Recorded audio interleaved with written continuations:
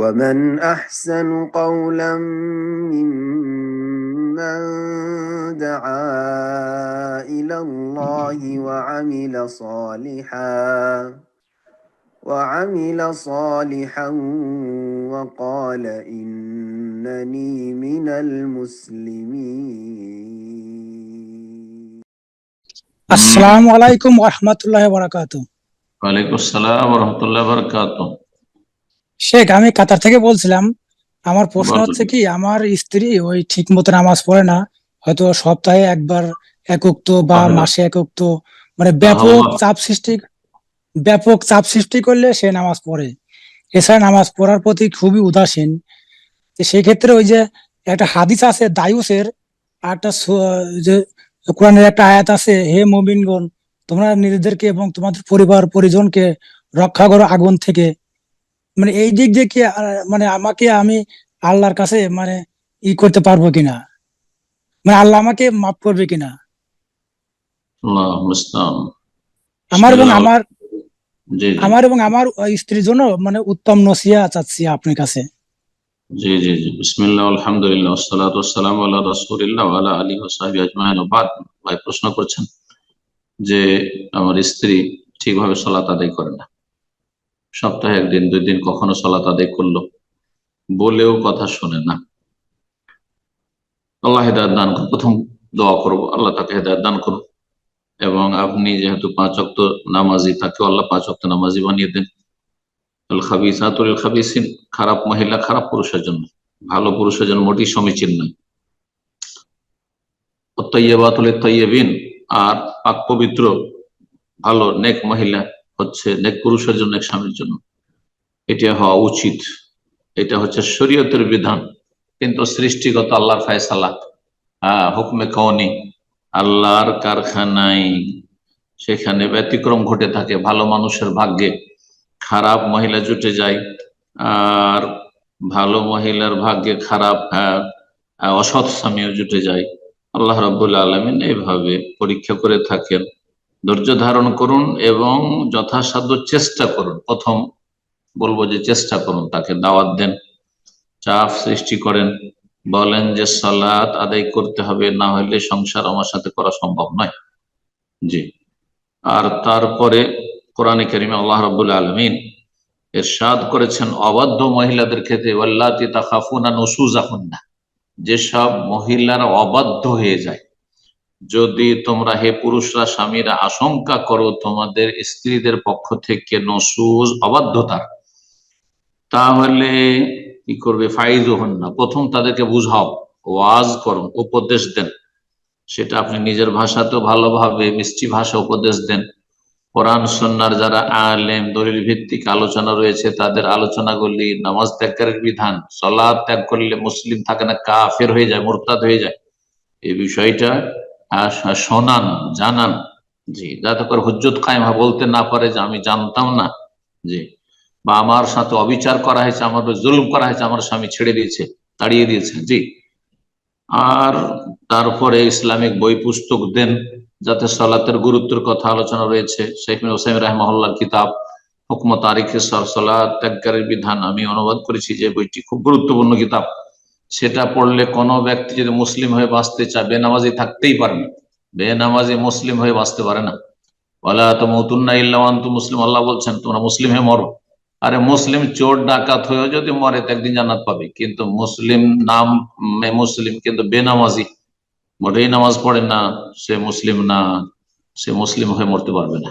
জি, মুরতাদ হয়ে মরুন। আল্লাহ হেদায়েত দান করুন এবং আল্লাহ আপনাকে তৌফিক দান করুন। ধৈর্যের সাথে তাকে নসিহা করার এবং তাকে সংশোধন করার, সোজা করার তৌফিক দান করুন। ফাইজুহুন্না, আল্লাহ 1 নম্বরে বলছেন প্রথম পদক্ষেপ কি? ও বুঝাও, উপদেশ দাও। তাতেও যদি না হয় তো ওয়াহজুরহুন্না ফিল মাদাজি, তার সাথে বিছানা আলাদা করে, এক জায়গায় থাকিও না। যদি দেশেও থাকেন তো বলছেন না তোমার সাথে আমি থাকবো না, তুমি আলাদা বিছানায় থাকো, আলাদা বিছানায় থাকো, তোমার সাথে কোনো আমার শারীরিক সম্পর্ক নেই, আর তুমি তোমার বিছানা আলাদা করে দেবে। দূরে আছেন, ধরেন প্রবাসে আছেন, বললেন কাতারে আছেন, আপনি টেলিফোন বন্ধ করে দেন, না কথা নেই, যতক্ষণ পর্যন্ত আমি না জানবো যে 5 ওয়াক্ত সালাত পড়ি, তোমার সাথে কোনো কথা নেই। ওয়াহজুরহুন্না, কথা বন্ধ করে দেন, হাজের মানে কথা বন্ধ করা হয়। আর ফিল মাদাজ আল্লাহ বলেছেন বাড়িতে থাকলে বিছানা আলাদা করে দিতে, জি, পৃথক করে দিতে। 3 নম্বর আল্লাহ বলছেন এতেও যদি না 2 নম্বরে কাজ না হয়, বেশি বাঁকা, আরো বেশি বাঁকা হচ্ছে না কাজ, তাহলে ওয়াজরিবুহুন্না, হালকা মার দিতে, এমন মার যেটা ফেটে না যায়, ফুটে না যায়, দাগ না হয়ে যায়, নাজুক স্থানে নয়, যাতে সে সোজা হয়, আদবের জন্য, আজাবের জন্য নয়, হ্যাঁ, তাদিবের জন্য, তাজিব নয়, মানে আদব শিক্ষা দেওয়ার জন্য, সোজা করার জন্য, ভেঙে দেওয়ার জন্য নয়, যে হাড়হাড্ডি ভেঙে দিবেন আর হাসপাতালে পৌঁছে দিবেন, এমন মার জায়েজ নয়। জি, ফাটিয়ে দিবেন, ফুটিয়ে দিবেন, রক্তাক্ত করে দিবেন, বা এমন কিছু তো মারবেন যেটা প্রাণনাশের ঝুঁকি, মোটেই জায়েজ না। হালকা, সাহাবায়ে কেরামদের আসার থেকে পাওয়া যায় একটা মিসওয়াক দিয়ে একটা হালকা ছড়িয়ে দিয়ে একটু, বা হালকা এমন জায়গায়, যে সব জায়গাতে হয়তো একটা চড় থাবা দিলে, মুখে, গালে নয়, মোটেই নয়, এগুলোতে নয়, পিঠের দিকে, যেগুলোতে হয়তো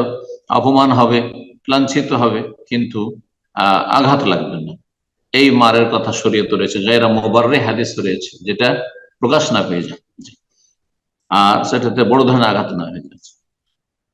এতেও যদি না হয়, এতে যদি হয়ে যায়, আল্লাহ বলছেন ফাইন আতানাকুম ফালা তাবগু আলাইহিন্না সাবিলা, এই 3টি ধাপে যদি সংশোধন হয়ে যায়, কোনো একটি ধাপে, প্রথমটি তো হয়ে গেলে যথেষ্ট, দ্বিতীয়তে যাবে না, দ্বিতীয়তে হয়ে গেল, তৃতীয়তে যাবে না, তৃতীয়তে হয়ে গেল, যদি তারা তোমাদের অনগত হয়ে যায়, নামাজি হয়ে যাবে, নামাজি স্ত্রী, তাহলে ফালা তাবগু আলাইহিন্না সাবিলা, তাদের তালাকের রাস্তা খুঁজিও না, এ বাহানা খুঁজিও না যে কি কোন সুযোগে তালাক দেবো, এই রাস্তা খুঁজিও না। তালাক অগতির গতি, এমার্জেন্সি গেট। আর যদি এতেও না হয়, 3টি পদক্ষেপ সবগুলি ফেল, তাহলে আল্লাহ তখন তালাকের কথা বলেছে, তখন তালাক দিয়ে বিদায় করে দাও, চলে যাবে। সে বেনামাজিকে খুঁজে নেবে, নামাজি লোকের সাথে বেনামাজি থাকবে, এটা মোটেই সমীচীন নয়। মুমিনদের জন্য হারাম করা হয়েছে। সুতরাং কোন মহিলা স্থায়ী বেনামাজি স্বামীর সাথে থাকবে, আর কোন পুরুষ স্থায়ী বেনামাজি, একেবারে বেনামাজি তার সাথে থাকবে, গাফিলতি থাকতে পারে, মাঝে মাঝে গাফিলতি হচ্ছে, সংশোধন করার চেষ্টা করে, কিন্তু নামাজই পড়তে চাই না, নামাজের ওপর একেবারে অনীহা, তাহলে এমন স্ত্রী বা এমন স্বামীর সাথে সংসার করা মোটেই জায়েজ নয়। আল্লাহ হিদায়াত দান করুন, এবং যারা ভুক্তভোগী তাদেরকে আল্লাহর এই বালা মুসিবত থেকে উদ্ধার করুন। আমিন, জাযাকাল্লাহ খায়ের। এরপর যা প্রশ্ন করবেন শাহিদা আক্তার, আপনি প্রশ্ন করুন। আসসালামু আলাইকুম রাহমাতুল্লাহি ওয়া বারাকাতুহু। ওয়ালাইকুম আসসালাম ওয়া রাহমাতুল্লাহি ওয়া বারাকাতুহু। মানে শেখ, আমি লন্ডন থেকে বলছি। জি, আমি লন্ডন থেকে বলছি। আচ্ছা আচ্ছা, বলেন। আমার এক আত্মীয় বাসায় আমি বেড়াতে গিয়েছি, তখন দেখলাম যে ওনাদের রুমের মধ্যে আরবিতে ওনারা কাগজ করে কিছু লিখে রাখছে ওয়ালে ওয়ালে, প্রত্যেকটা রুমে। তখন আমি জিজ্ঞেস করলাম এগুলা কি, উনি বললো যে ওনার হাজবেন্ডকে বা ওনাকে কেউ জাদু টোনা করে, এজন্য লিখে রাখছে। এটা কতটুকু জায়েজ? কিসের জন্য লিখে রেখেছে? ওনার হাজবেন্ডকে আর ওনাকে দেশ থেকে জাদু টোনা করে। সেই জন্য ঝুলিয়ে রেখেছে রুমে। হ্যাঁ, প্রত্যেকটা রুমে একটা করে ওয়ালের মধ্যে, প্রত্যেকটা রুমে কোরআনে কারীম, আল্লাহর কিতাব বা রাসূলুল্লাহ সাল্লাল্লাহু আলাইহি ওয়াসাল্লামের হাদিসের দোয়া, এগুলি তাবিজ বানাবার জন্য নয়। যেমন ডাক্তারের প্রেসক্রিপশন, কেউ যদি প্রেসক্রিপশনটা অনুযায়ী ওষুধ না কিনে ফার্মেসি থেকে, আর সে ওষুধ সেবন না করে, যদি মনে করে যে ভালো ডাক্তারের প্রেসক্রিপশন, সেটাকে আমি মুড়িয়ে ভাঁজ করে তাবিজে ভরে গলায় ঝুলাবো বা বাড়িতে ঝুলাবো, কাজ হবে? মোটেই কাজ হবে না, বরং তাকে পাগল বলবে, সমাজ পাগল বলবে। আল্লাহ রাব্বুল আলামিন সমস্ত চিকিৎসার মালিক। তো আল্লাহ রাব্বুল আলামিন যে চিকিৎসা দিয়েছেন কোরআনে কারীমে, এলাজ, শরীরের এলাজ, তার আগে কলবের এলাজ, রুহের এলাজ, চিকিৎসা রয়েছে, সেটা সেবন করতে হবে। জি, সেবন করতে হবে। সেটা হচ্ছে সেটা বুঝা যে কি লেখা আছে, যেমন প্রেসক্রিপশনটা বুঝতে হবে যে কি লেখা আছে, আর কয়বার করে ব্যবহার করতে হবে, এটা ট্যাবলেট না ক্যাপসুল, নাকি এটা কি খেতে হবে, নাকি এটা লাগাইতে হবে, ইত্যাদি। ঠিক ওই রকমই কোরআন এবং সুন্নাহ, ওহী, দুটো ওহীকে বুঝতে হবে, বুঝার পরে আমল করতে হবে সে অনুযায়ী, তাহলে কাজ হবে। আর যারা এইরকম বাড়িতে ঝুলিয়ে রেখে জাদু টোনা থেকে আত্মরক্ষার জন্য, বাঁচার জন্য, তারা তাবিজের অপরাধে অপরাধী। আর আত্মামায়মশের কোন তাবিজ হচ্ছে শিরক, সুতরাং এটি মোটেই জায়েজ না, এটি গুনহার কাজ, এটি গুনহার কাজ। তারপরে কি লেখা আছে আল্লাহ ভালো জানে, আসলে কি কোরআনে কারিম লেখা আছে, তারপরে কোরআনে কারিম অবমাননা। আর যদি অন্য কোনো কথা লেখা, আরবিতে লেখা আছে কিন্তু গায়রুল্লাহর নাম লেখা আছে, অনেক জায়গায় আরবিতে লেখা আছে ইয়া হুসেন, ইয়া আলী, ইয়া খাজা, সুদখোরদের নাম, বেঈমানদের নাম লেখা আছে। এইসব তাবিজ তোমার চলছে ভারত, বাংলাদেশ, পাকিস্তান। সুতরাং আত্মামামেশ্বর কোন তাবিজ মোটেই জায়েজ নয়, এটা হারাম কাজ তারা করছে। যদিও কোরআন কারিম ঝোলানো থাকে, আয়াত ঝোলানো থাকে, এটা উদ্দেশ্য ঝোলানো থাকলে জায়েজ না। এই উদ্দেশ্যে যদি ঝোলানো থাকে যে আমাদের বাড়িকে রক্ষা করব বা আমাদের শরীর রক্ষা করার জন্য অনিষ্ট থেকে, তাহলে নাজায়েজ হারাম কাজ করছে, অবমাননা করছে। এই জন্য আল্লাহ কোরআন নাযিল করেন, তাওহীন করছে। আর তাদের উচিত হবে, হ্যাঁ, যদি এই জন্য রাখতো যে কোরআন কারিমের এই আয়াতগুলি দেখলে স্মরণ, আয়াতুল কুরসি লেখা আছে, দেখলে স্মরণ হবে, তখন আমরা আয়াতুল কুরসি পড়বো, এটা শুধু রিমাইন্ডার হিসাবে, তাহলে জায়েজ, এই এক অবস্থায় জায়েজ। তাবিজ হিসাবে রাখলেও জায়েজ নয়। আর যদি না, এটা খুব সুন্দর লাগছে সুতরাং এটা ওয়ালে ঝুলিয়ে রাখবো, দেখতে একটু সাজ লাগবে, বাড়ি ঘরটা জিনতের জন্য রাখে, তাহলে তারা ঘরকে সাজাচ্ছে কালামুল্লাহ কোরআনের আয়াত দিয়ে বা হাদিসের দোয়া দিয়ে, এটিও জায়েজ না, এটিও অবমাননা। তো দুই অবস্থায় জায়েজ নয়, এই দুটো নিয়তে। আর একটি নিয়তে জায়েজ, সেটা হচ্ছে যে আমি এখানে আয়াতুল কুরসি অথবা সূরা ফাতিহা বা অন্য সূরা রেখেছি, আমরা মুখস্থ করব, যার মুখস্থ নাই সে মুখস্থ করবে, ছেলে মেয়েরা। আর আমরা দেখলে হঠাৎ করে মনে হবে যে এই কাজটা করি, এই দোয়াটা পড়ি, আয়াতুল কুরসি পড়ি ইত্যাদি, শোয়ার সময় বা যে সময়গুলিতে পড়া, তাহলে জায়েজ রয়েছে। আল্লাহ হিদায়াত দান করুন। আমিন। প্রশ্ন করবেন আবু ইসমাইল, আপনি প্রশ্ন করুন।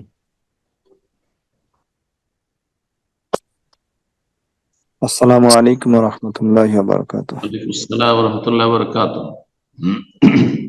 আমি আবু ইসমাইল, বাংলাদেশ পাবনা থেকে বলছিলাম। জি বলেন। শেখ, আমি হানাফি মসজিদের মুয়াজ্জিন ছিলাম, তো আলহামদুলিল্লাহ এখন আমি সেখানে খুতবা দিচ্ছি। তো কোথায় ছিলেন? আনাকে এখানে? জি শেখ, হানাফি মসজিদের মুয়াজ্জিন ছিলাম, এর আগে আমি প্রশ্ন করছিলাম কয়েকবার। ওখানে আচ্ছা, বুঝতে পারছি। জি জি হ্যাঁ জি। হ্যাঁ, তো আলহামদুলিল্লাহ এখন আমি খুতবা দিচ্ছি ওখানে, 3 সপ্তাহ হয়েছে, মাশাআল্লাহ। গত 3 সপ্তাহ ধরে খুতবা দিচ্ছি জি ওখানে। জি, আল্লাহ তৌফিক তো দিক, আল্লাহ আমিন ওদেরকে সব পুরো হেদায়েত করুক। আমিন। তো শেখ, আমার আজকের প্রশ্নটি হচ্ছে যে সানি খুতবায় একটা কথা বলা হয়, এখানে বাংলায় খুতবা দিচ্ছি আমি, আর দাঁড়াই দিচ্ছি, আলহামদুলিল্লাহ 2টা খুতবাই দিচ্ছি। তো হুম, সানি খুতবাটা ওটা আরবিতেই দিচ্ছি, প্রথম খুতবাটা বাংলায় দিই। তো সানি খুতবায় একটা কথা আছে যে কলার নবী সাল্লাল্লাহু আলাইহি ওয়াসাল্লাম আর হামুম্মতি আবু বকর, এই যে কলার নবী সাল্লাল্লাহু আলাইহি ওয়াসাল্লাম, আমি এটা কোনো হাদিসে খুঁজে পাচ্ছি না। তো একটু জানার দরকার ছিল আসলে কোথায় আছে বা এই কথাটা কতটুকু সহি, এইটা। আর আরেকটি কথা শেখ, একটা হাদিসে আছে সম্ভবত, যদি আমার স্মৃতি ভুল না করে তো সুনানে তিরমিজিতে আছে। হ্যাঁ, আরহাম উম্মতি উম্মতি আবু বকর, হ্যাঁ, এই ওয়াশাদহুম আলা আমরিল্লাহ ওমর, এইভাবে যে হাদিসটি রয়েছে। আল্লাহ তাআলা আলাম। সুনান শেখ তিরমিজিতে শুনতে আছে। পাচ্ছেন আমাকে? জি জি জি, তিরমিজিতে আছে। আমার একটা পার্সোনাল প্রশ্ন ছিল, একটু আপনি যদি পার্সোনাল আপনার নাম্বারটা দিতেন, আমি ওটা খুব জরুরি প্রশ্ন শেখ, একটু দিলে পরে আমি মানে উপকৃত হতাম।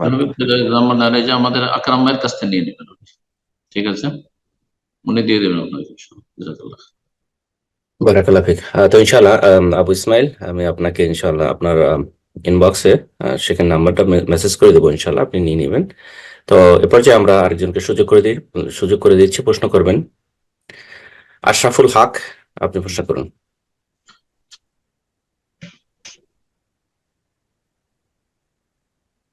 আশরাফুল আসসালামু হক। আলাইকুম শেখ।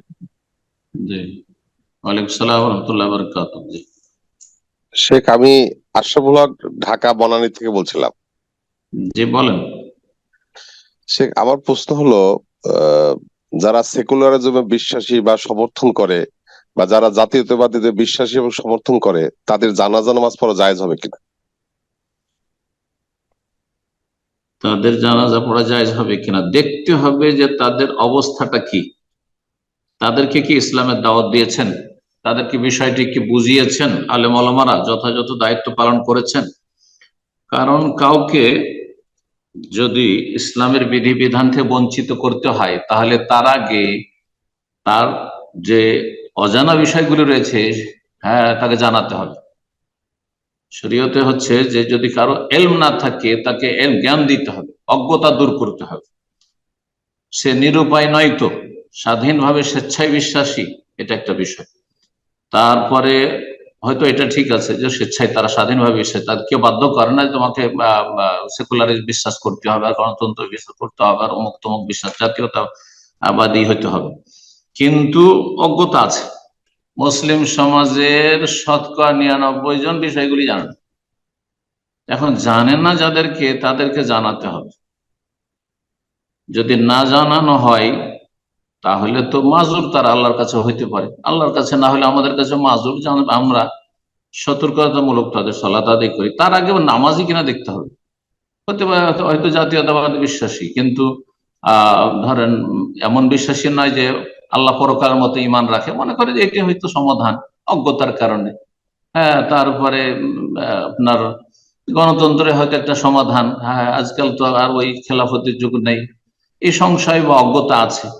এখন এগুলো আলেম ওলামারা দূর করেছে কিনা, তার কাছে ইসলামের সেই ম্যাটেরিয়াল গুলো পৌঁছানো হয়েছে কিনা।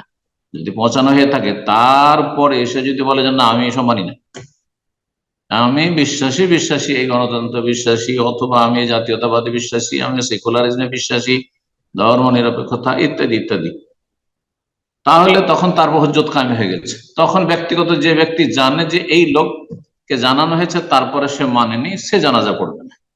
কিন্তু সাধারণ মানুষ জানাজা পড়বে। একজন মানুষ আল্লাহ ছাড়া অন্যকে সেজদা করে না, মাজারে সেজদা করে না, দরগা দুর্গাকে জীবনে সেজদা করতে দেখিনি, সেই ব্যক্তি নামাজ পড়ে, বাহ্যিক দেখি যে নামাজ পড়ে।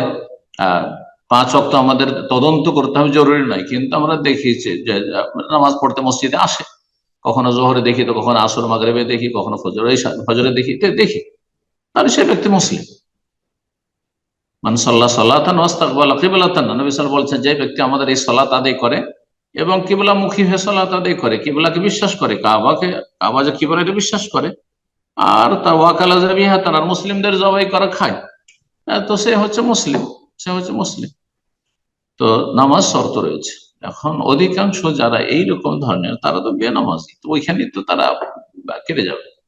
এরকম যদি হয় যে আপনার কাছে নিশ্চিত প্রমাণ আছে যে সে 1 ওয়াক্ত নামাজ পড়ে না গোটা সপ্তাহে, শুধু জুমা পড়ে, তাহলে আপনি যাবেন না তার জানাজে, আপনি যাবেন না। কোনো আলেম যাবেন না, ভালো লোকেরা যাবেন না, বেনামাজিরা গিয়ে বেনামাজি জানাজা পড়বে।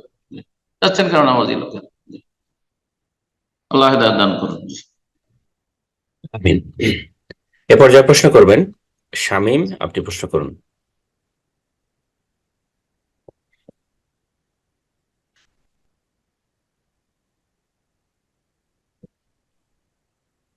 শামীম, আপনার ফোনটা আনমিউট করে নিন, প্রশ্ন করুন।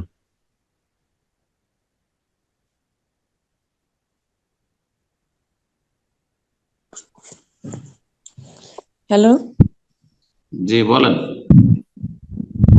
বলছিলাম পশ্চিমবাংলার উত্তর 24 পরগনা থেকে বলছি সাহেব। জি আসসালামু বলেন। আলাইকুম। আসসালামু রাহমাতুল্লাহি ওয়া বারাকাতুহু। মাসলা বলেন।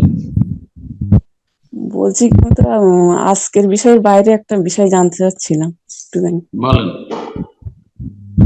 বলছি কি, আমাদের বিয়ে হয়েছিল অনেকদিন আগে, তো বিয়ের পরে স্বামী ঠিক মতো দায়িত্ব মানে পালন করতো না, সেইভাবে ঠিক মতো মানে কোনো দায়িত্বই নিত না।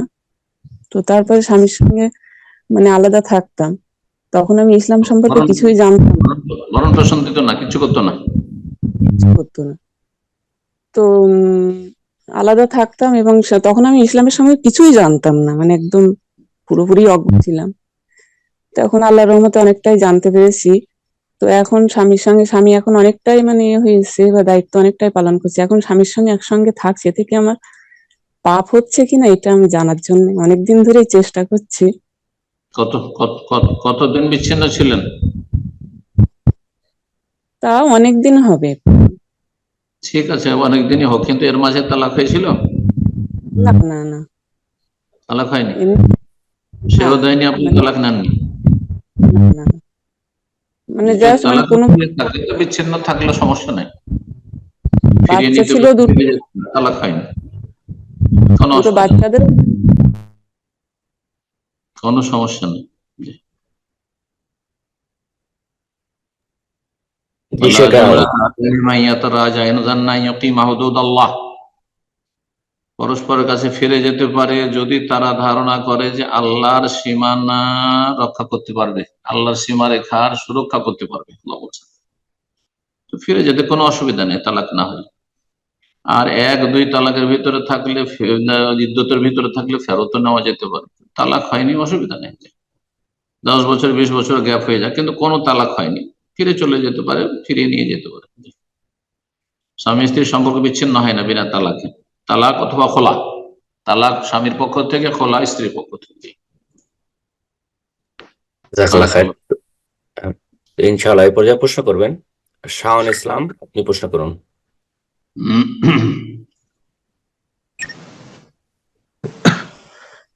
আসসালামু আলাইকুম। ওয়ালাইকুম আসসালাম ওয়া রাহমাতুল্লাহি ওয়া বারাকাতুহু। জি আমি বাংলাদেশ থেকে, পাবনা থেকে বলতেছি। বলেন। শাহেক, আমার প্রশ্ন হচ্ছে, আমার বাবা ব্যবসা করে, তো বাবার ব্যাংকে লোন আছে, এবং আমি একসাথে থাকি না বাবার সাথে, আমি আলাদা বাসায় থাকি আমার ফ্যামিলি নিয়ে। কিন্তু মাঝে মাঝে সপ্তাহে একদিন কি হঠাৎ মাঝে মাঝে বাবার বাড়িতে যাইতে হয়, একসাথে খাওয়া দাওয়া করি, বা বাসায় ভালো কিছু রান্না হলে আমার বাড়িতে দিয়ে যায়। তো এক্ষেত্রে এই খাবারগুলো আমি খেতে পারবো কিনা, বা আমার মানে যেহেতু আমি শুনছি যে মানে ইবাদত কবুলের শর্ত হচ্ছে হালাল রুজি বা হালাল খাদ্য, তো এই বিষয়টা একটু জানালে পরে ভালো হতো।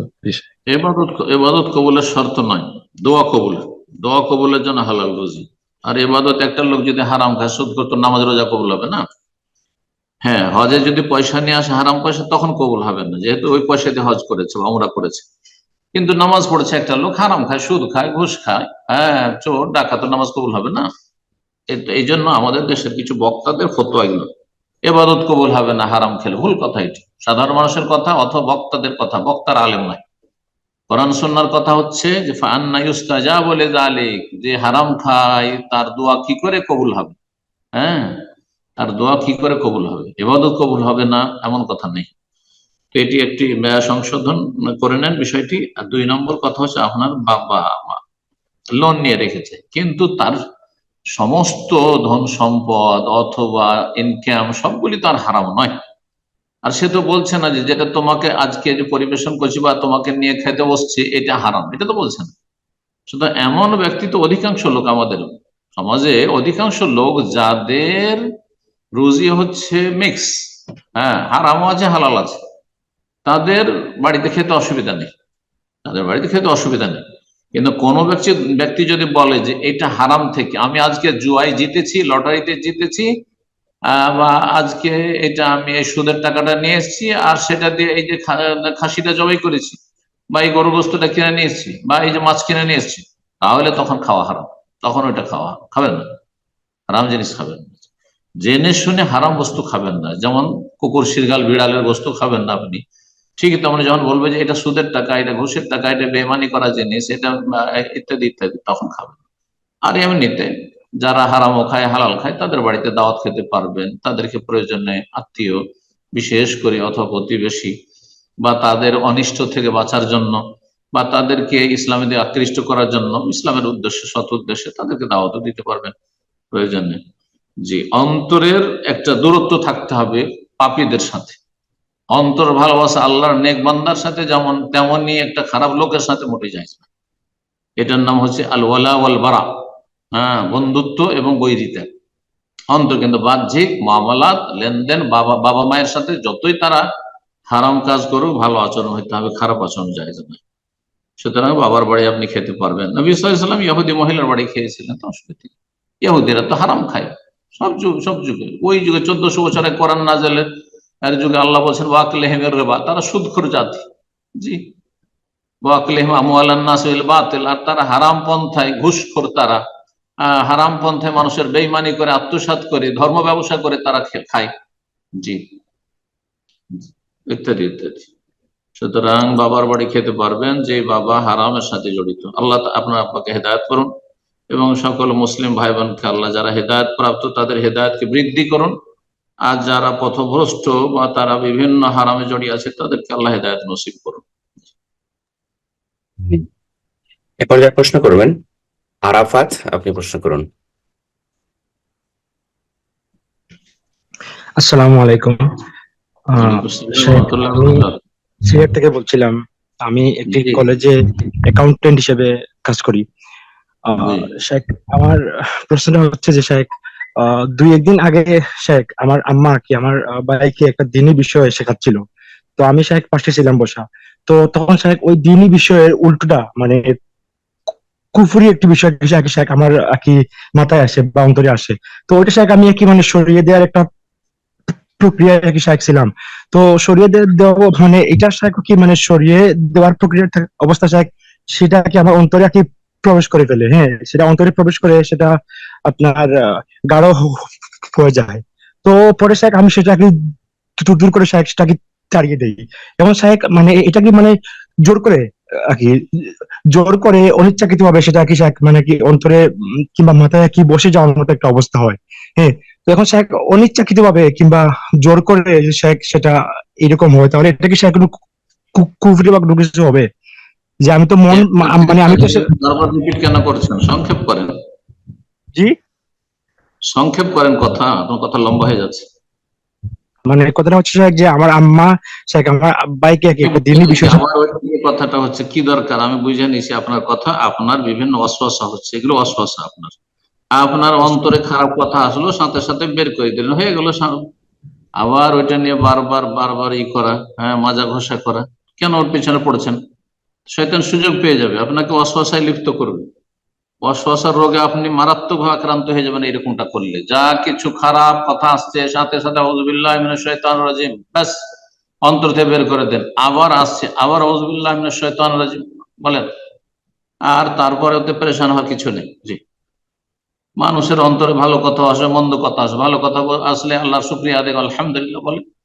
আর খারাপ কথা আসলে ইস্তেআযা, আল্লাহর কাছে আশ্রয় গ্রহণ করেন, আশ্রয় কামনা করেন। জি, পেরেশানি কিছু নেই। জাযাকাল্লাহ খায়ের। এ পর্যায়ে প্রশ্ন করবেন উমায়ের সাবি সুবায়ের, উমায়ের সুবায়ের, আপনি প্রশ্ন করুন।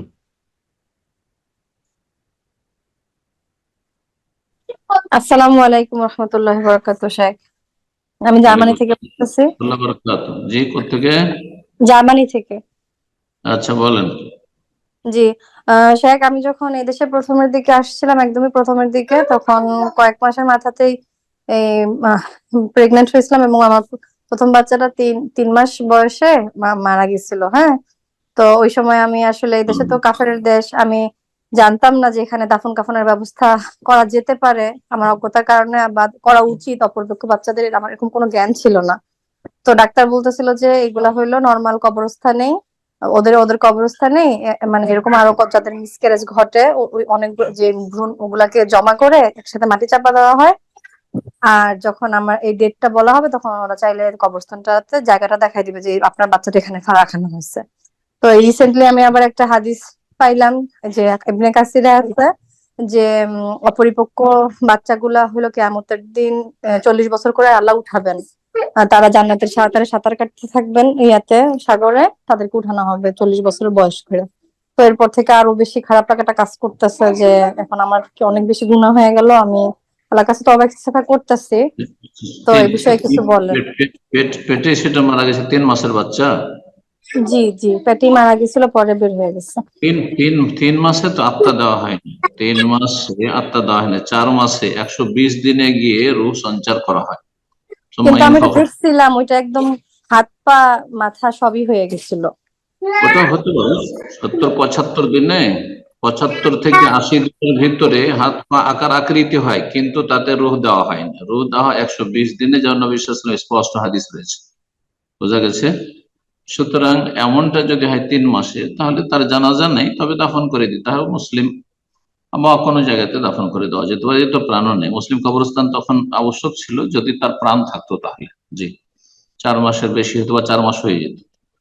তো আর যেটা অতীত হয়ে গেছে 3 মাসের ভিতরে তো প্রাণহীন ছিল সেটা, এটা গোস্তের পিণ্ড বলতে হবে, আকার আকৃতি হয়েছিল। জি, তো সুতরাং এই নিয়ে আর বিচলিত হওয়ার কিছু নাই, উদ্বিগ্ন হওয়ার কিছু নাই, পেরেশানির কিছু নাই।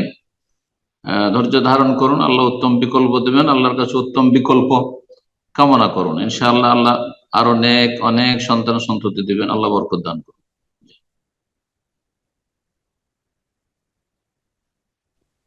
জি, আমি জাযাকাল্লাহ খায়ের। তো ইনশাআল্লাহ এই পর্যায়ে প্রশ্ন করবেন।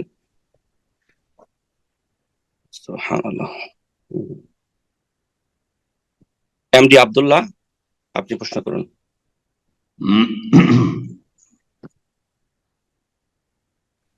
আসসালামু আলাইকুম ওয়া রাহমাতুল্লাহ। ওয়ালাইকুম আসসালাম ওয়া রাহমাতুল্লাহি ওয়া বারাকাতুহু। শায়েখ, আমার প্রশ্নটা হচ্ছে যে কোরআনের কিছু আয়াত রয়েছে, সে আয়াতের। কোথা থেকে বলছেন? জি ওস্তাদ, বাংলাদেশ থেকে বলছি, ময়মনসিংহ ডিস্ট্রিক্ট থেকে, আচ্ছা, বলেন। ময়মনসিংহ বিভাগ থেকে। জি, শায়েখ, আমার প্রশ্নটা হচ্ছে, আমরা যে কোরআনের অনেক আয়াতের জবাব দেই, সেটা সালাতের ভিতরে কিংবা বাইরে, যে এই আয়াতগুলা কোন কোন সূরার হবে এবং এখানে সহিহ এবং জয়ীফ কোন হাদিস আছে কিনা। যেমন আমরা সূরা 3-এর ক্ষেত্রে যে জবাবটা দেই, এটা এক জায়গায় দেখলাম এটা জয়ীফ হাদিস, আবার আরেক জায়গায় গশিয়াতে দেখলাম যে শুধু ওটা গশিয়ার জন্য খাস নয়, অন্যান্য সব জায়গায় যেখানে হিসাবের বিষয়টা আসবে সেইখানে ওই দোয়াটা পড়তে হবে, অর্থাৎ আল্লাহুম্মা হাসিবনি হিসাবান ইয়াসিরা। এই বিষয়ে একটু বিস্তারিত কোরআন এবং হাদিস থেকে জানতে চাচ্ছি, সহিহ হাদিস। বিস্তারিত আলোচনা লেকচারে হবে, প্রশ্ন উত্তরে এত বিস্তারিত হয় না। এই মর্মে অধিকাংশ হাদিসগুলি জয়ীফ রয়েছে, কথা বোঝা গেছে? অধিকাংশ হাদিসগুলি সব জয়ীফ রয়েছে, আর যেগুলো মানুষের কথার মতো সেগুলো সালাতের ভিতরে না পড়াই উচিত। একমাত্র সূরা ফাতিহার পরে আমিন বলা সহিহ হাদিস, আর যেখানে তসবির কথা আসবে সেখানে সুবহান রাব্বিয়াল আলা, এটা তসবিহ সাব্বিহ ইসমা রাব্বিকাল আলা, সুবহান রাব্বিয়াল আলা। কিন্তু বালা ওয়ানা আলা যালিক মিনাশ শাহিদিন বালা ইত্যাদি, এগুলি সালাতের বাইরে পড়বেন। জি, আর কেউ কেউ বলেছেন পড়তে পারেন, কিন্তু হাদিস এই মর্মে সব প্রায়গুলো জয়ীফ। বিস্তারিত আলোচনার জন্য বিস্তারিত দার্সের প্রয়োজন রয়েছে। আশা করি কিছু দার্স আছে, সেগুলো তলাশ করে শুনে নেবেন, আর না হলে কিতাব পড়বেন এই মর্মে। জি, সালাফি আলেমদের। জাযাকাল্লাহ। বারাকাল্লাহ ফিক। এই জি, পর্যায়ে প্রশ্ন করবেন বাইজিদ, আপনি প্রশ্ন করুন। শাইখ, আসসালামু আলাইকুম ওয়া রাহমাতুল্লাহ। ওয়ালাইকুম আসসালাম ওয়া রাহমাতুল্লাহি ওয়া বারাকাতুহু। জি, শাইখ, আমার প্রশ্নটা হচ্ছে, আপনার বেশ কিছু লেকচারে মিটিং এ আমি ছিলাম, তো কোথা কিছু কিছু থেকে? লোক বাংলাদেশ থেকে, স্যার, বাংলাদেশ থেকে বগুড়া থেকে বলছিলাম। আচ্ছা, বলেন। তো আপনার কিছু মিটিং এই তো প্রশ্ন করছিল কেউ কেউ যে সূরা ফাতিহা পড়তে পারতেছে না, হানাফি সমাজে যেহেতু আমরা থাকি, তো অনেক ক্ষেত্রেই সূরা ফাতিহাই পড়া যায় না, এরা এত স্পিডে এত দ্রুত নামাজ পড়ে, সূরা ফাতিহাই শেষ করা যায় না। তো এই ক্ষেত্রে অনেকগুলো প্রশ্ন উত্তর আপনার আমি দেখছি, তো আপনি উত্তরে বলছিলেন যে একটু তাড়াতাড়ি হলেও পড়ার চেষ্টা করুন, কিন্তু শাইখ আমাদের এলাকায় যেগুলো মসজিদ আছে একদম অসম্ভব, এদের পেছনে সূরা ফাতিহা যত দ্রুতই পড়ি সূরা ফাতিহা শেষ করা অসম্ভব। তো এই ক্ষেত্রে সলাৎ কি আমাদের হবে নাকি? প্রথম রাকাতে না তৃতীয় চতুর্থ রাকাতে? এমন মাঝে মাঝে হয় কি, হয়তো দ্বিতীয় আর চতুর্থ রাকাতে হয়, আবার মাঝে মাঝে এমনও হয় যে প্রথম 2 রাকাত যেটা, এটাতেও হয়তো মিস্টেক হয়ে যায়, পড়া যায় না। ধীর স্থির তো বাদই দিলাম। যদি দেখছেন যে ইমাম, আপনার যদি নিজের গ্রামের মসজিদ হয়, মহল্লার মসজিদ, তাহলে ইমামকে নসিহত করেন যে আমাদেরকে সূরা ফাতিহাটা তো পড়তে দেন। আর তো হানাফি বাজবে, এটা তো রাজি হবে না, গায়ের জ্বালা হয়ে যাবে, আল্লাহ হিদায়াত করুন। আমি বলছিলাম আমাদের পড়েন, তারপরে সানা পড়া সুন্নাত, সানা পড়িয়েন না। আমরা যখন দেখি যে সালাত শুরু হয়ে গেছে আর আমার সূরা ফাতিহা ছুটে যেতে পারে, আমি বলি তখন শুধু সূরা ফাতিহা পড়ি, আউযু বিল্লাহি মিনাশ শাইতানির বিসমিল্লাহ তাকবীরে তাহরিমার পরে আউযু বিল্লাহ বিসমিল্লাহ, তারপরে আলহামদুলিল্লাহ সূরা সুবহানাকা আল্লাহ, এটা পড়তে যাবে না, সানা পড়তে যাবে না, আল্লাহ বাইত বানি পড়তে যাবেন না। জি, আর এখন যদি আল্লাহ বাইত বানি শুরু করে দেন তাহলে তো মামলা খারিজ করে দিবে, বুঝতে পারছেন? শুধু সূরা ফাতিহা পড়া, কারণ সূরা ফাতিহা পড়া ফরজ। জি, আর তারপরে এরকম জায়গায় স্থায়ী বসবাসই জায়েজ নয় আসলে। আল্লাহ তৌফিক দিলে হিজরত করবেন, সব বিদাতি এলাকায় বসবাস করবেন না।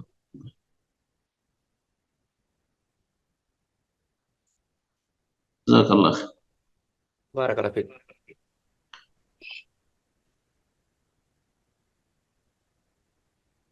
জি, সরি, তো ইনশাআল্লাহ পরবর্তী প্রশ্ন করবেন। একটা মিনিট সময় চেয়ে নিচ্ছি শেখ। জি আর কেউ আছে? জি ইনশাআল্লাহ শেখ, এরপর যা প্রশ্ন করবেন আয়েশা খাতুন, আপনি প্রশ্ন করুন। আসসালামু আলাইকুম রহমতুল্লাহ বারকাতু। সম্মানিত শেখ, আমি কানাডা থেকে, জি আয়শা বলছি।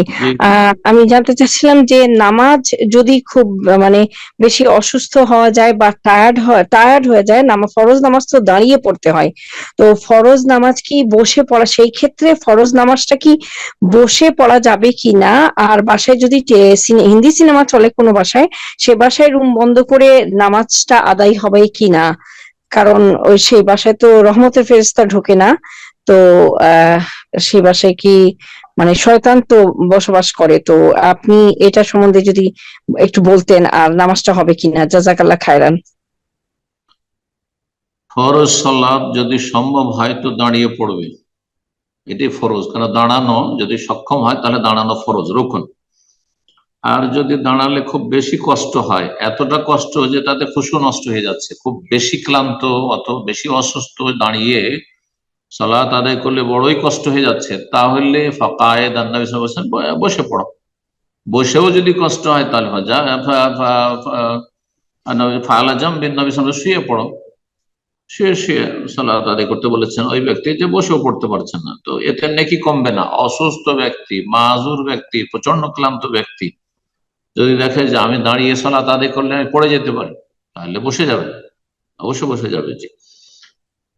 আর যেখানে সালাত আদায় করছেন কারো বাড়িতে, আর সেই বাড়িতে এমন কিছু আছে যাতে রহমতের ফেরেশতা আসে না, দরজা বন্ধ করে সালাত আদায়, কোনো দোষ নেই, দরজা বন্ধ করলে অসুবিধা কি? দরজা বন্ধ করে সালাত আদায় করুন। আপনার রুমের ভিতরে সেসব কিছু কুকুর অথবা রুমের ভিতরে ছবি না থাকলে হলো, রুমের বাইরে অন্য রুমে আছে অথবা উঠানে তাদের আছে, তাদের রহমতের ফেরেশতা আসেন। আপনার সালাতের সময় হয়ে গেলে যে কোনো পরিসালাত আদায় করতে হবে। এমন জায়গা আছে চারিদিকে কুকুর ঘোরাঘুরি করছে, নামাজ আদায় করবেন না, করতে হবে। কাফের দেশে বসবাস করলে তো আল্লাহ আসান করুক, আল্লাহ সহজ করুক। বারাকাল্লাহ। মুসলিম সমাজে কুকুর পুষছে মানুষ, আজকাল মুসলিমেরা মনে করছে কুকুর পুষলে বেশি সভ্য হয়ে যায়, মনে হয় ছেলে মেয়ের চাইতে বেশি কুকুরকে আদর করছে অনেক মুসলমান।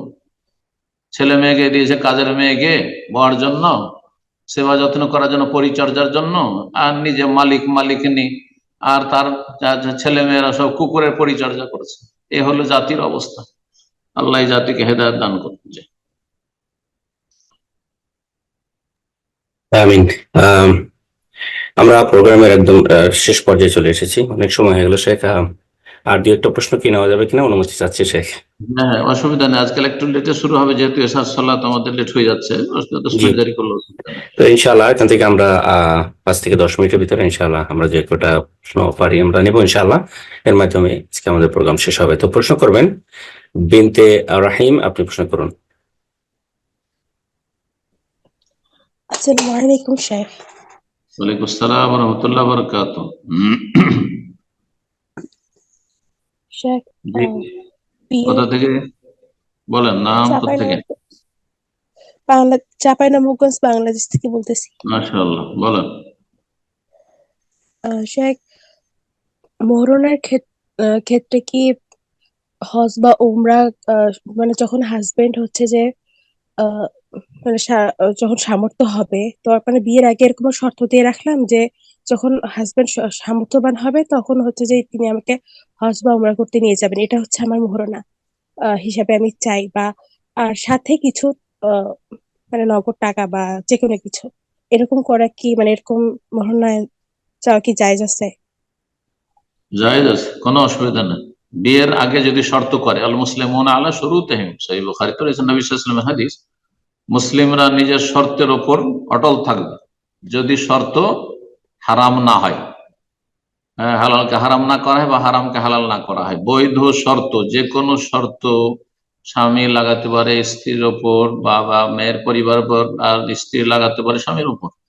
সুতরাং কেউ যদি শর্ত লাগে বিয়ের সময় যে আমার মহারানা এত টাকা, 1 লাখ টাকা প্লাস আমাকে হজ করাইতে হবে, ওমরা করাতে হবে, তাহলে সেটা ভালো কাজ, আরো ভালো কথা, ভালো কাজের জন্য। এমনকি জায়েজ কাজ যদি বলে তবু জায়েজ, একবারে শুধু নাজায়েজ কাজ যদি বলে তাহলে সেটা তখন সে শর্ত গ্রহণযোগ্য নয়। জি, কোনো অসুবিধা নেই, আল্লাহ তৌফিক দান করুন। আমিন। প্রশ্ন করবেন জামান, আপনি প্রশ্ন করুন। সালাম আলাইকুম রহমতুল্লাহ। ওয়ালাইকুম আসসালাম ওয়া রাহমাতুল্লাহি ওয়া বারাকাতুহু। জি, আচ্ছা, কেউ যদি উমরাতে কোথা গিয়ে, থেকে বলছেন? নিউ ইয়র্ক থেকে, আচ্ছা বলেন। কেউ উমরা করার জন্য নিয়ত ছিল যে আহ, বাবার পক্ষ থেকে উমরাটা করবে, কিন্তু যখন মুখে নিজের উমরা করেছে? জি, নিজের উমরা অবশ্যই করতে হবে, হজ করতে হবে। যেই ব্যক্তি বদলি উমরা হজ করবেন তার নিজের উমরা হজ অবশ্যই ফাইনাল থাকতে হবে, করা থাকতে হবে। জি, এটাই যখন, সঠিক নবী সাল্লাল্লাহু আলাইহি ওয়াসাল্লামের কথা। আচ্ছা, আর ওই নিয়ত ছিল যে বাবার জন্য করতেছে, কিন্তু যখন মুখে বলছে তখন আর ওই বাবার কথাটা বলা হয় নাই। এখন এই উমরাটা বলা কোনো শর্ত বাপকে নাই। পাবে? মুখে বলা ওইটা হচ্ছে নির্দিষ্টকরণ, ওটা হচ্ছে শুধু মুস্তাহাব কাজ, সুন্নত, কোনো ওয়াজিব নাই। কেউ যদি নাও বলে, আগে থেকে মনে মনে আছে, নিয়ত আছে যে আমি আমার আব্বার পক্ষ থেকে উমরায় যাচ্ছি, হজে যাচ্ছি, যথেষ্ট। মিকাতে এহরাম বাঁধার সময় অথবা ফ্লাইটে এহরাম করার সময় লাব্বাইক উমরাতান আন আবি, বা আমার আব্বার পক্ষ থেকে আমি উমরা করছি বা হজ করছি বলা আবশ্যক নয়, শুধুমাত্র মুস্তাহাব। জি, অন্তরের নিয়ত করা যথেষ্ট। আর অন্তরের নিয়ত অলরেডি আগে থেকে আছে যে আমি এই জন্য এসেছি, আমার সফরটা হচ্ছে আমার আব্বার পক্ষ থেকে উমরা করা, কোনো অসুবিধা না, হয়ে গেছে ইনশাআল্লাহ।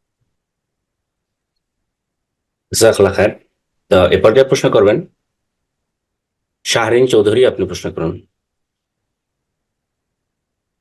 আসসালামু আলাইকুম রহমতুল্লাহি ওয়া বারাকাতুহু। সাহেব, ওয়ালাইকুম আসসালাম ওয়া রাহমাতুল্লাহি ওয়া বারাকাতুহু। আমি জি নিউ ইয়র্ক বলেন। থেকে বলছি। জি বলেন। আচ্ছা, মহিলাদের পিরিয়ড অবস্থায় নাকি কোরআন মুখস্থ যেগুলো আছে এগুলো কি মানে কন্টিনিউ ভাবে পড়া যায় না, ভেঙে ভেঙে পড়তে হয়, এটা কি সঠিক? মাসালায় দুটো মত আছে। একদল বলছেন যে না, মাসিক অবস্থায় কোরআন স্পর্শ তো কারো কাছেই করতে পারবে না, ছুঁয়ে পড়তে পারবে না কোরআনে কারীম মুসহাফ, কিন্তু মুখস্থ যদি পড়ে অথবা সামনে রাখা আছে রেহেলের উপর বা কোথাও টেবিলের উপর পড়ছে, স্পর্শ করছে না, তাহলে জায়েজ কি না? একদল বলছেন, বড় একটি দল, যে জায়েজ নয়। আর একদল বলছেন যে জায়েজ রয়েছে।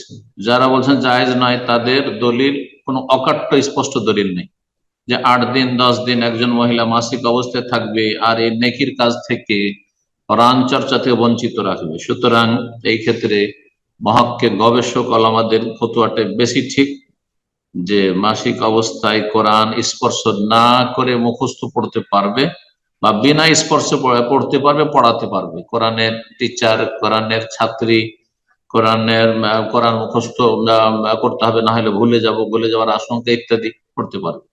আর যেগুলো সকাল সন্ধ্যার জিকির আজকার, ঘুমের জিকির আজকার, যে কোরআনের সূরা, এগুলো মধ্যে পড়তে পারবে, কোনো অসুবিধা নেই, এগুলোতে কোনো ইখতিলাফ নেই, পড়বে। যেমন আয়াতুল কুরসি পড়া ঘুমাবার আগে, সূরা ইখলাস, ফালাক, নাস ইত্যাদি পড়া, এইসব পড়া, কাফিরুন পড়া, পড়বে।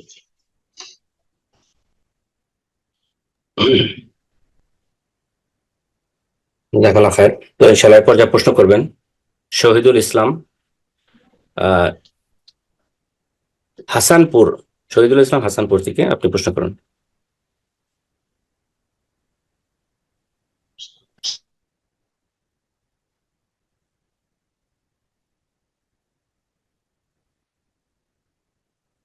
শহীদুল ইসলাম, আপনার ফোনটা আনমিউট হয়েছিল, আপনি আবারও মিউট করেছেন, তো ফোনটা আনমিউট করে নিন, প্রশ্ন করুন।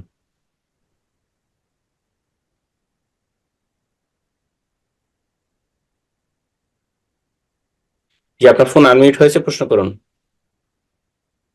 আসসালামু আলাইকুম ওয়া রাহমাতুল্লাহি ওয়া বারাকাতুহু। ওয়ালাইকুম আসসালাম ওয়া রাহমাতুল্লাহি ওয়া বারাকাতুহু। বলেন।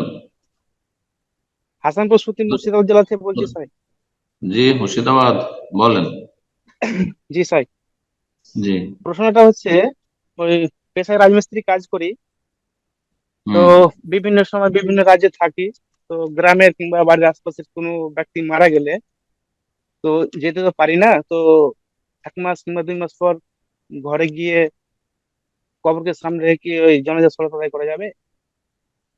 হ্যাঁ, কবর সামনে করে যাদের জানাজা পড়তে পারেননি, গ্রামবাসী আত্মীয় স্বজন সালাত আদায় করতে পারবেন। স্পষ্ট সহিহ বুখারী মুসলিমের হাদিস রয়েছে, নবী সাল্লাল্লাহু আলাইহি সাল্লাম মসজিদে নববীর যে ঝাড়ুদার মহিলা ছিল, কোন রিওয়ায়াতে পুরুষ, তার জানাজা সাহাবায়ে কেরামগণ পড়ে নিয়েছিলেন রাতের অন্ধকারে, জানাননি। নবী সাল্লাল্লাহু আলাইহি সাল্লামকে সকালে জিজ্ঞেস করলেন সেই মহিলা কোথায়, বলছে যে মা তাতিল বারেহা, গত রাতে মারা গেছে। আরে আমাকে জানাওনি, আফালা আযানতুমুনি, জানাওনি কেন?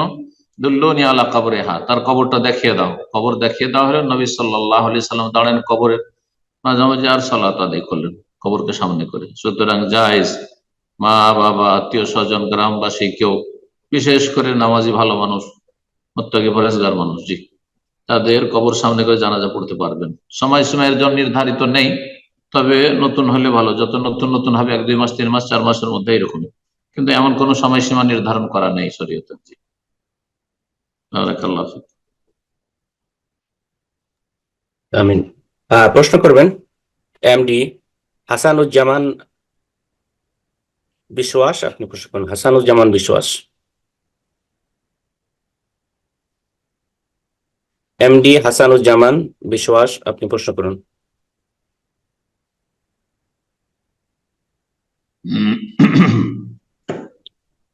সময় আমাদের হাতে অনেক কম, তো আমরা সময় দিতে পারছি না, সর্বশেষ প্রশ্ন নেব। প্রশ্ন করবেন মুস্তাকিম মোল্লা, আপনি প্রশ্ন করুন। আসসালামু আলাইকুম স্যার। ওয়ালাইকুম আসসালাম ওয়া রাহমাতুল্লাহি ওয়া বারাকাতুহু। জি বলেন। পশ্চিমবঙ্গ বর্ধমান থেকে বলছি। বলেন। স্যার, আমার প্রশ্নটা হচ্ছে কিস্তির বিষয় নিয়ে। যেহেতু আমরা ইন্ডিয়ায় বসবাস করি, তো আমরা যখন কোনো কিছু জিনিস কিস্তিতে নিতে যাই, তো আমরা যার কাছ থেকে নিই কিস্তিতে কোনো জিনিস, গাড়ি হোক বা মোবাইল হোক, তো ওকে তো কোনো থার্ড পার্টি কোম্পানি পয়সাটা পেমেন্ট করে দেয়, আর ওই থার্ড পার্টি কোম্পানি আমার কাছ থেকে পয়সাটা মাসে মাসে ব্যাংকের মাধ্যমে নেয়। আর কোনো কারণে যদি কিস্তি ফেল হয়ে যায়, তা দুজনাকি আমাকে এক্সট্রা চার্জ লাগে। তো এই ধরনের কিস্তি জিনিসগুলো কিনা যাবে কিনা বললে ভালো হতো। কিস্তিতে কোন মাল সামান পণ্য খরিদ করা, গাড়ি কেনা ইত্যাদি কেনা জায়েজ, গাড়ি বাড়ি ইত্যাদি কিস্তিতে জায়েজ, এটা হচ্ছে অধিকাংশ ওলামাদের মত, সৌদি আরবের অধিকাংশ ওলামাদের মত এটি। সুতরাং এটি জায়েজ।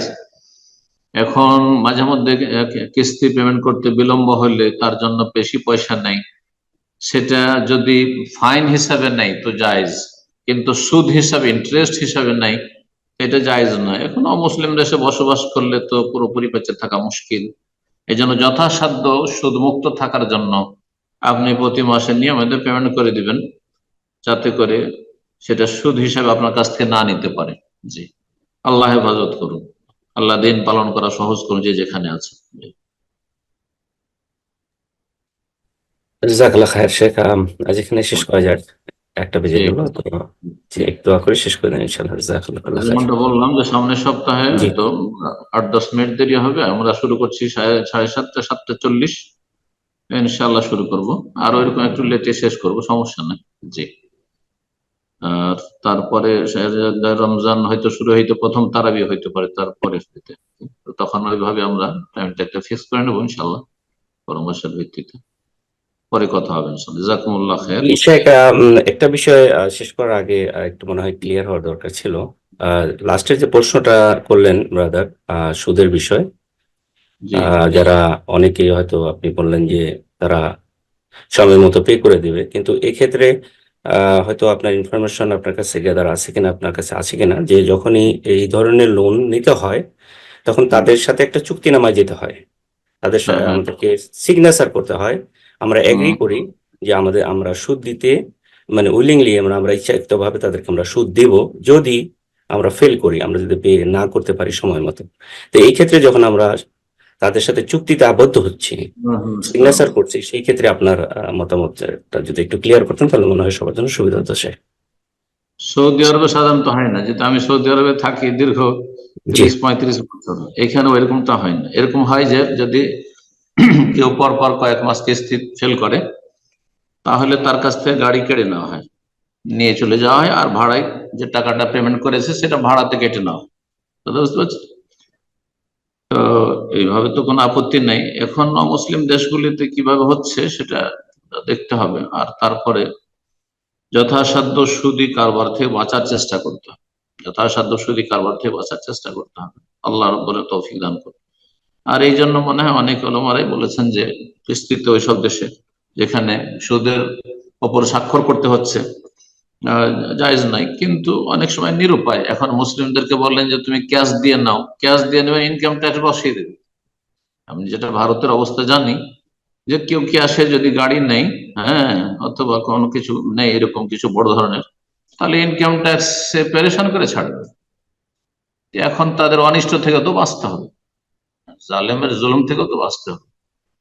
তো দিন সহজ, সবার জন্য একই হুকুম নয়, কিন্তু যারা নিরুপায় তাদের জন্য হয়তো ভিন্ন কিছু হুকুম হতে পারে, যেটা মুসলিম দেশে হয়তো জায়েজ নাই, কিন্তু মুসলিম দেশে জায়েজ অনেক কিছু। জি, কিন্তু তার মানে সবই জায়েজ করে নেবেন না খেয়াল খুশি, মানে বিশেষ বিশেষ কিছু অবস্থা আছে এরকম হয়তো। তাহলে তার মুসলিমদেরকে হয় গাড়ি নিতেই হবে না, ট্রাক নিতেই হবে না, বাস নিতেই হবে না, সবকিছু কাফেরদের হাতে। তাহলে তারা কি করবে? এমনি তো তারা কোণঠাসা, তাদের চাকরি বাকরি নাই, যে তাদের সংখ্যা অনুযায়ী আপনার মোটেই তাদের চাকরি বাকরি বা সুযোগ সুবিধা নেই। আল্লাহ হেফাজত করুন, যে যেখানে আছে আল্লাহ হেফাজত করুন রব্বুল আলামিন। আল্লাহ তাআলা আলম। সতর্কতা অবলম্বন করা ভালো। জাযাকাল্লাহ খাইর শেখ, বারাকাল্লাহ ফিক। তো শেখ ইনশাআল্লাহ শেষ করে দেন এখানে আছে। জাযাকাল্লাহ খাইর।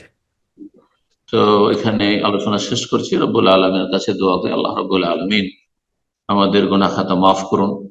যা কিছু বললাম তাতে যদি সঠিক বলে থেকে আল্লাহ কবুল করুন, আর ভুল যদি বলে থেকে আল্লাহ রব্বুল আলামিন সংশোধনের তৌফিক দান করুন, আর অনিচ্ছাকৃত ভুল হলে আল্লাহ যেন মাফ করেন এবং আপনাদেরকে ভালো কথার দ্বারা উপকৃত করেন, কোরআন সুন্নাহর অনুসারী হওয়ার তৌফিক দান করেন। রব্বুল আলামিন সমস্ত রকম শিরক বিদআত থেকে, গুমরাহি থেকে, অনিষ্ট থেকে, হারাম থেকে বেঁচে থাকার তৌফিক দান করেন এবং মুসলিম ভাই বোন যে যেখানে বাস করছেন আল্লাহ রব্বুল সমস্ত অনিষ্ট থেকে হেফাজত করেন, জালিমের জুলুম থেকে আল্লাহ হেফাজত করেন।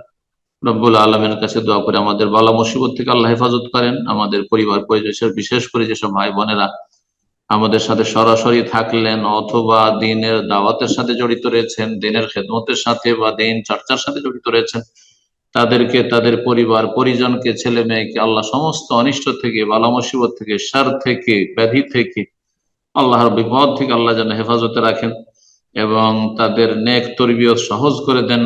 এবং আল্লাহ রব্বুল আলমিন এর কাছে দোয়া করি, আল্লাহ রব্বুল আলমিন এই যে কয়েকদিন শাবান মাসের থেকে গেছে, আল্লাহ তাতে যেন আমাদের বরকত দান করেন এবং সহি সালামতে রমজান মাস আমাদেরকে পৌঁছে দেন। রমজান মাসে আমাদেরকে আল্লাহ রব্বুল আলমিনের সান্নিধ্য লাভের তাকওয়া অর্জনের তৌফিক দান করেন এবং রব্বুল আলমিন আমাদেরকে তওবা করে খালিস অন্তর থেকে রবের দিকে ফিরে আসার তৌফিক দান করেন। اللهم اشف مرضانا ومرضى المسلمين، اللهم اشف مرضانا وعاف مبتلانا وارحم موتانا وتولى امرنا، وصلى الله وسلم على نبينا محمد وعلى اله وصحبه اجمعين.